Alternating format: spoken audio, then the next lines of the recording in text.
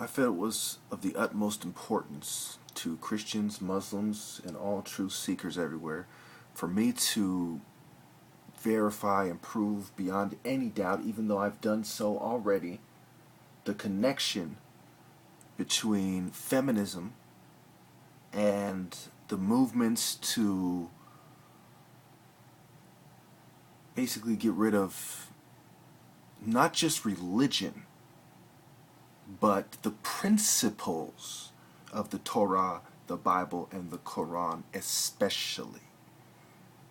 And of course you're going to see more and more homosexuals speak out against the Dalai Lama, who not too long ago said that homosexuality is not for Buddhists. And you can imagine how that connects to Hinduism, Confucianism, and Taoism. So as I go through 3 pictures, I should prove to you beyond any doubt that not only are there wolves in sheep's clothes, people who are the most dangerous because they pretend to be on your side, don't reveal themselves as wolves. It is not overt. It is secret and hidden. Hidden in plain view in the sense that they're all around you. But yet their true intentions to devour your soul and to be part of a pack of wolves that devour souls. Keep your rosaries off my ovaries, is what the first shirt says. Do I really have to explain what that means and the deeper implications of it, and who would agree? The LGBT community in general, for the most part, the vast majority of them, because they say, oh, well, the church discriminates against us, or people discriminate against us because of their Muslim, Christian, and Jewish points of view and doctrines.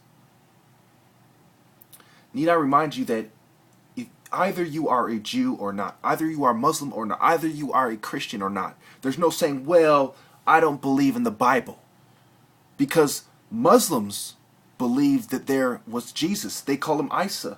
But they believe it was under different terms. To be a Christian, you have to believe in the Bible, or you're something else. As soon as you say, well, I believe in Jesus, but I do not believe in the truths behind the Bible, then you're not a Christian.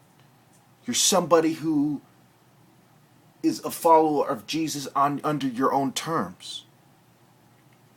Now, I don't want to take too long explaining this, but all these things should have been painfully obvious to even the most ignorant fool. Next, feminism exposed. And you have your popular feminists such as Beyonce and Angelina Jolie and Emma Watson, Laci Green, etc., etc. We all know who they are because they're in the spotlight. Why?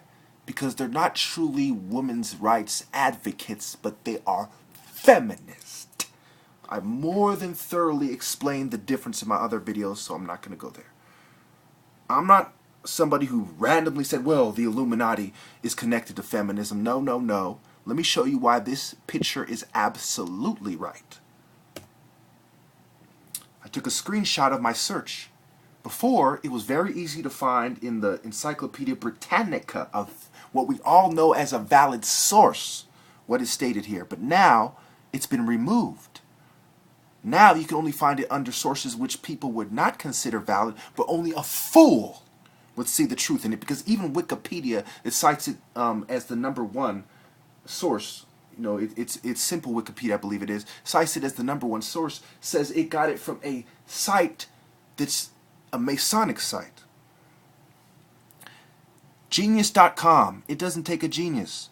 They were against abuses of state power because the state and the church were connected. That's why people came to America in the first place, because they wanted to escape religious persecution, quote unquote. Which of course has a certain amount of truth to it. But who was being persecuted and why? And was there a good reason for it? That is a story for another day.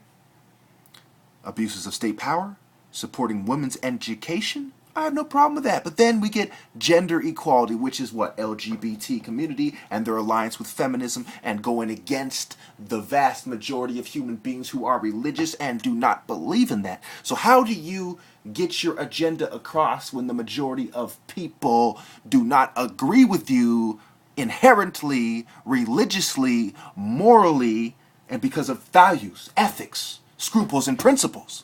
Well, you have to do it with a secret agenda. You have to be the tyrannical minority.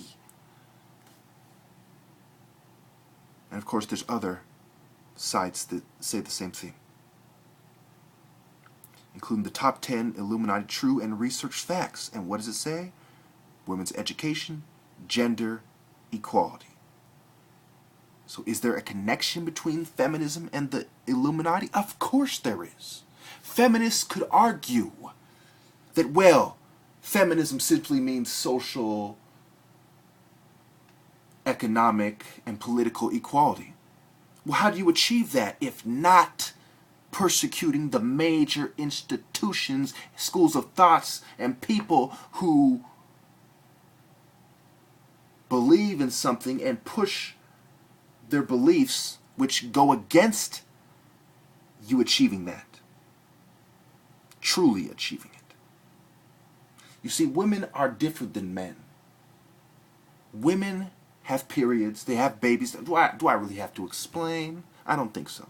I'm not going to lower myself to the level to truly explain to you why women are different than men when you have a bunch of sick people that are trying to downplay that fact and blur the lines between a woman and a man, which means making women more masculine in general and men more effeminate, which is disgusting, pathetic, immoral, and wrong.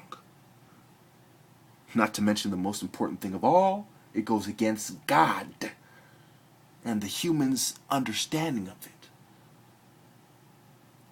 Recently in the news, it came out that a feminist group called Lilith, and they could say, well, you got Lilith wrong. No. Lilith predates Christianity even. It goes back to ancient Greek and Roman mythology. Lilith is a bad person.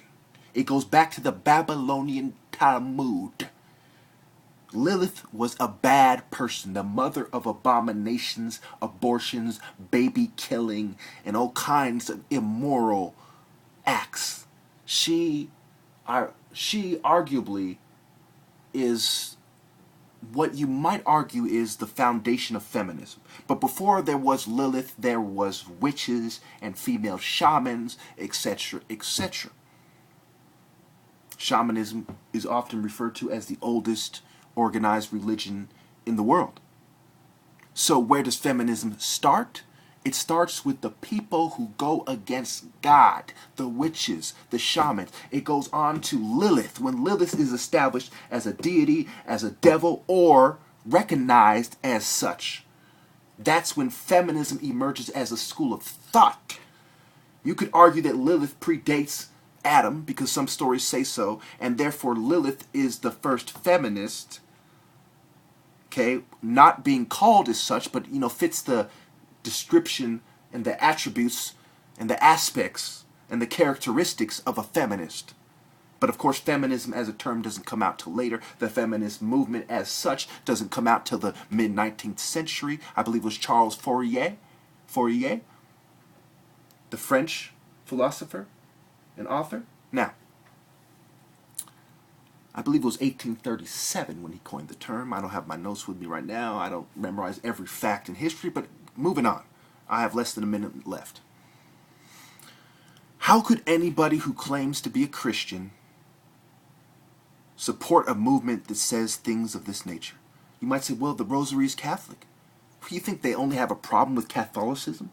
You think they don't have a problem with the Bible, the Torah, and the Quran? Are you fucking stupid? Are you fucking stupid? My goodness. And you might cite that, well, the Pope came, the church is infiltrated. The church went astray. Read Revelations. Read your Torah, read your Quran, read your Bible. The church goes astray, whether you're a Jew, a Christian, or a Muslim. We can all agree that the Christian church goes astray. We might disagree about when it went astray. Some people, you might argue it was from the get-go, from the onset, but I'm going to have to end it there. I'm out of time. Thank you.